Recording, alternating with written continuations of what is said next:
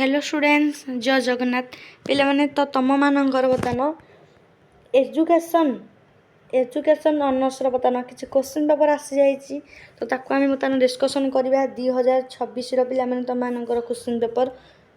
तो पिला देख बर्तमान जो मैंने चैनल नुआ अच्छ चैनल को एवं सब्सक्राइब कर रखिन आ सांग मान पाक निहाती शेयर कर कारण जेहेतु 4th सेमिस्टर एग्जाम तुम मानकर उत्कल यूनिवर्सिटी काली स्टार्ट हो जाऊँगी तो भल भाव में यही क्वेश्चन गुड़ को भल भाव प्राक्ट कर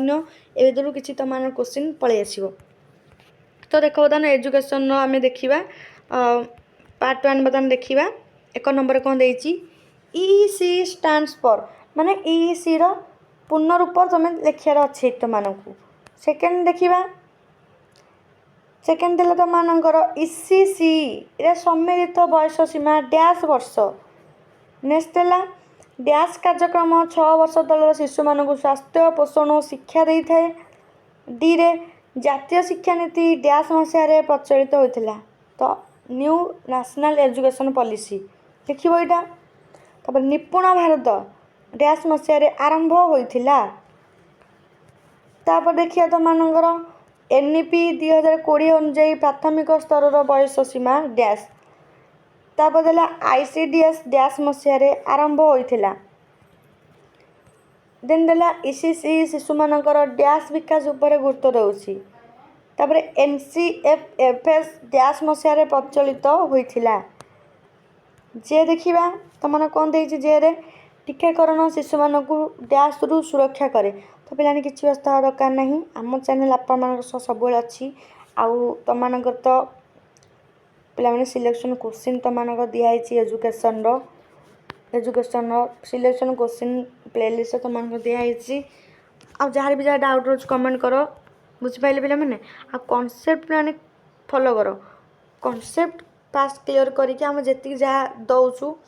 ताकू बास प्रैक्टिस कर तुम मानकर अच्छी पार्ट 2 देखा 2 देखिए आम कौन दे 2 मार्किया डिफाइन ECC पिला देख ये क्वेश्चन केते थर आसिलानी ECC बोली गोटे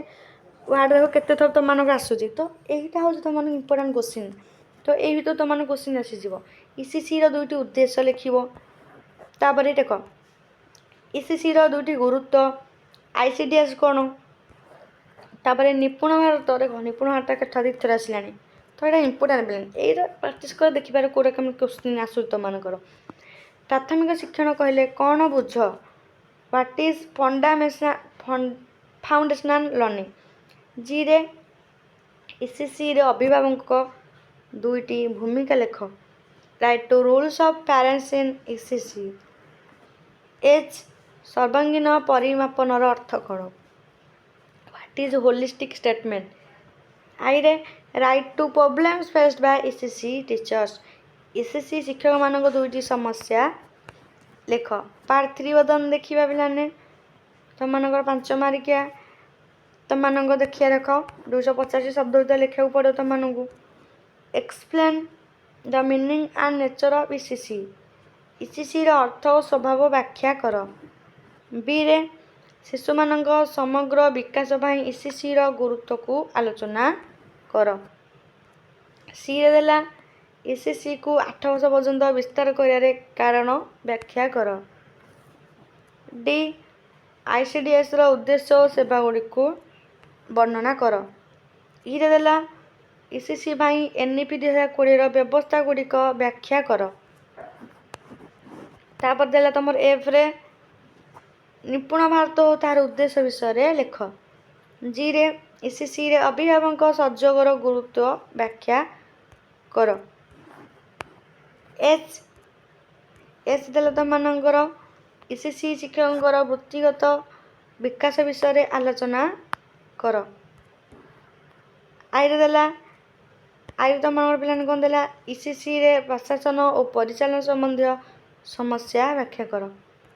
जे रे ECC रे सामग्रिक मूल्यांकन और रिपोर्ट कार्ड विषय लेख तो पार्ट IV बर्तमान तुम आसीगला पार्ट IV तुम 8 मार्किया लंग क्वेश्चन निहाती पिलाने 4 पेज जिमा 4 पेज अधा लेख 4 नंबर देला ए देखा तुम कौन देती भारत में ECC संबंधी ଶକ୍ତି ଓ କାର୍ଯ୍ୟକ୍ରମ ବ୍ୟାଖ୍ୟା କର।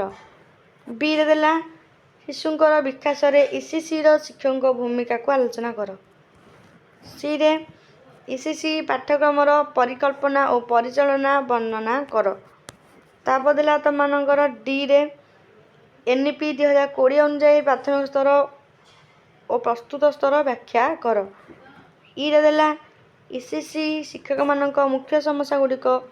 ଆଲୋଚନା କର। ତ ପିଲା ଏତିକି କୋଶ୍ଚିନ୍ ଥିଲା। ଏଇଟା ଅଲଗା ୟୁନିଭର୍ସିଟିର କୋଶ୍ଚିନ୍ ପିଲାମାନେ ଭଲ ଭାବରେ ପ୍ରାକ୍ଟିସ୍ କରିନେବ। ଆଉ ଯାହାର ବି ଯାହା ଡାଉଟ୍ ରହୁଛି ତୁମେମାନେ କମେଣ୍ଟ ସେକ୍ସନରେ ପଚାରିପାରିବ।